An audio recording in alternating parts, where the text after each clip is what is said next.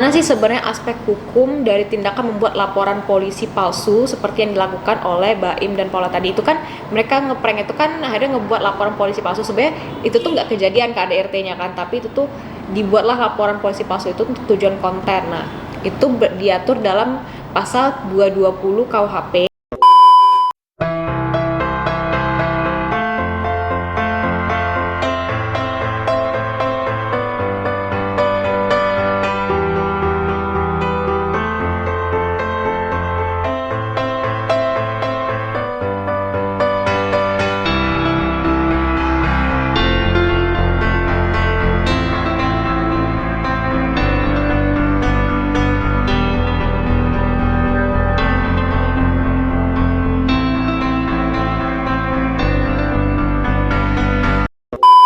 Assalamualaikum warahmatullahi wabarakatuh. Kembali lagi bersama kami di pengacara channel Pecah.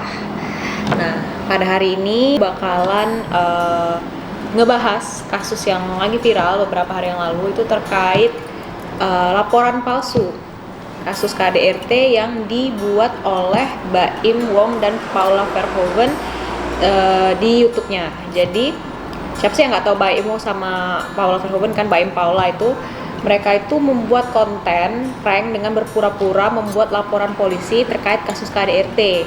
Nah, video konten prank itu awalnya tuh sempat tayang di YouTube-nya Baim Paula, tapi beberapa saat kemudian karena sudah mulai memancing emosi warganet dan orang-orang tuh udah kayak geram, akhirnya di take down, dihapus konten YouTube itu. Nah, tapi banyak yang merekam video itu di screen record terus di-upload ulang kan, jadi orang-orang tuh tahu gitu videonya tuh kayak gimana. Nah, jadi pada awal video si Baim dan Paula tuh ngobrol dulu di mobil terkait rencana mereka untuk bikin laporan polisi untuk tujuan prank itu kan. Nah, mereka tuh di mobil itu tuh menuju ke kantor Polsek Kebayoran Lama Jakarta Selatan, di mana keduanya tuh membahas terkait rencana tadi kan.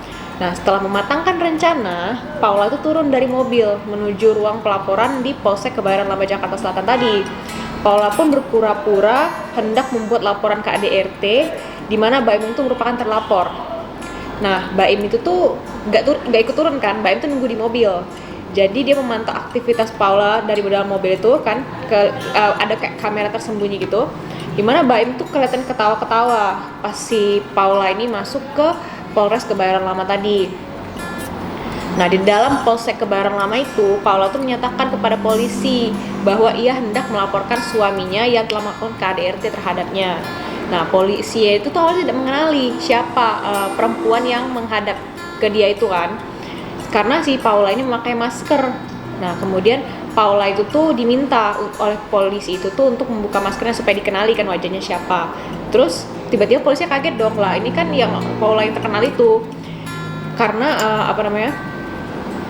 bingung kok Paula ini bilang kalau misalnya suaminya melakukan KDRT. Kaget mereka kan. Nah, selama beberapa waktu pas sudah ditanya-tanya si Paulanya dalam ruang pemeriksaan itu, Baim tuh nunggu kan di luar kantor Polsek Kebayoran Lama itu. Kemudian dia menemui Paula di ruang pelaporan itu. Nah, polisi yang sedang menangani laporan tersebut tuh langsung sadar dan akhirnya menanya ke mereka berdua, ke Baim sama Paula, ini prank ya? Terus keduanya tuh langsung ketawa-ketawa dan bilang iya. Nah, selanjutnya si Baim ini bertanya terkait proses pelaporan KDRT kepada petugas polisi yang sedang bertugas itu kan. Terus polisi yang bertugas itu menjelaskan proses pelaporan untuk kasus KDRT itu seperti apa prosedurnya. Nah, akhirnya sudah dijelasin kan panjang lebar oleh polisi itu, akhirnya Baim dan Paula itu pergi meninggalkan kantor polisi itu setelah mendapatkan keterangan terkait proses gimana sih pelaporan untuk kasus KDRT sendiri. Nah, itu kan udah dibuat terus diupload. Nah, konten prank Baim Paula ini pun mendapat berbagai macam reaksi dari masyarakat.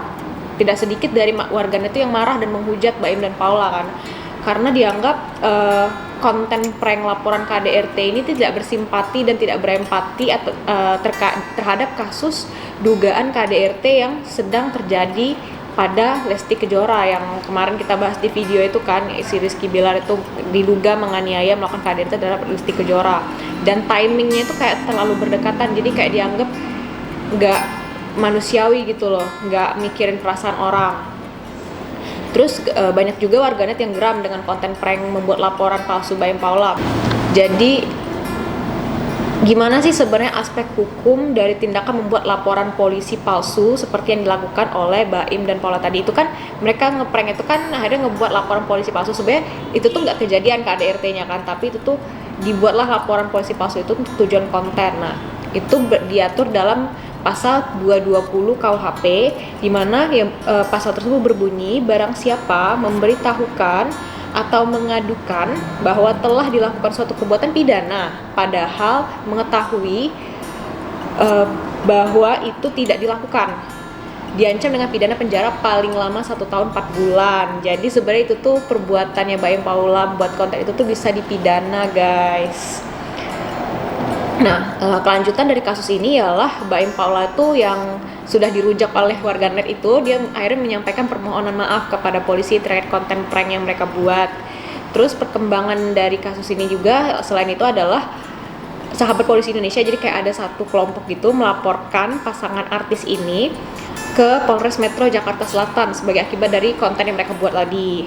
Terus alasan dari dibuatnya laporan polisi tersebut oleh yang Sahabat Polisi Indonesia itu dianggap karena dianggap konten prank itu merupakan salah satu bentuk pembodohan masyarakat dan itu mencoreng institusi Polri. Menurut aku pribadi, tindakan pembuatan konten prank itu, yang konten prank yang dilakukan oleh Baim dan Paula itu tuh sungguh disayangkan ya, sebab banyak dari kasus KDRT yang benar-benar terjadi di dunia nyata itu tuh tidak diusut secara maksimal, dan dengan keberadaan konten yang demikian justru akan menimbulkan keraguan, kebingungan apakah laporan kasus KDRT ke polisi itu benar-benar terjadi atau hanya sebagai konten belaka seperti yang kontennya si Baim dan Paula tadi. Karena banyak yang seringkali terjadi orang yang benar-benar melakukan tindakan orang gitu. Karena sering kali terjadi banyak korban KDRT yang melaporkan kasus KDRT ke polisi yang benar-benar terjadi kepadanya itu tuh nggak dianggap serius gitu loh. Apalagi setelah ada yang kayak gini itu akhirnya menimbulkan keraguan di institusi Polri ini bener atau enggak gitu loh. Kita tunggu aja kasusnya ini kayak gimana, bergulirnya kayak gimana. Sekian pembahasan dari kasus ini.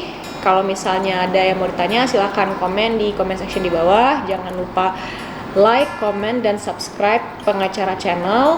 Terus kalau misalnya mau nanya-nanya konsultasi hukum bisa langsung komen juga di bawah, atau mungkin bisa langsung DM aja ke Instagram Pengacara Channel. Dan jangan lupa untuk follow akun TikTok Pengacara Channel. Indonesia Negara Hukum. Wassalamualaikum warahmatullahi wabarakatuh.